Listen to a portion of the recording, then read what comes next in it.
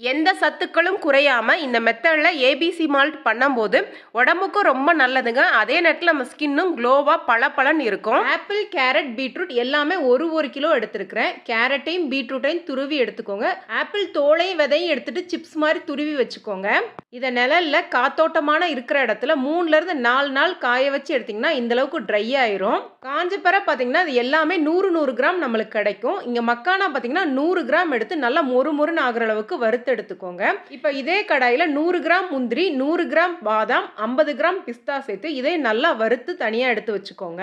இந்த அளவு சுக்கு எடுத்துக்கோங்க. இதை தட்டி சேர்த்துக்கோங்க. இதோட 10 ஏலக்காய் சேர்த்து லைட்டா சூடா இருக்க கடாயில வறுத்து எடுத்தா போதுமானது. இப்போ இது எல்லாமே தயாராயிருச்சு. இதோட 100 கிராம் பனங்கல்கண்டு சேர்த்துக்கோங்க. நாட்டு சக்கரை சேர்க்கக்கூடாது. பனங்கல்கண்டு சேர்த்து நல்லா அரைச்சிட்டு சலிச்சு எடுத்து வச்சுக்கோங்க.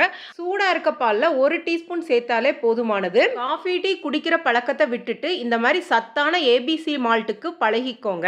என்னால இவ்வளோ ப்ராசஸ் பண்ணி ஏபிசி மால்ட் செய்ய முடியாதுன்னு நினைக்கிறவங்களுக்கு இதே மெத்தட்ல எந்த ஒரு சத்தும் குறைவில்லாம நம்ம fit and food Tamil ABC malt ready பண்ணி கொடுத்துக்கிட்டு இருக்காங்க. இவங்களோட இன்ஸ்டாகிராம் பேஜை டேக் பண்ணியிருக்கிறேன். கூடவே வெப்சைட் டீட்டெயிலும் வாட்ஸ்அப் டீட்டெயிலும் கொடுத்துருக்கிறேன். கண்டிப்பாக செக் பண்ணி பாருங்க. நன்றி, வணக்கம்.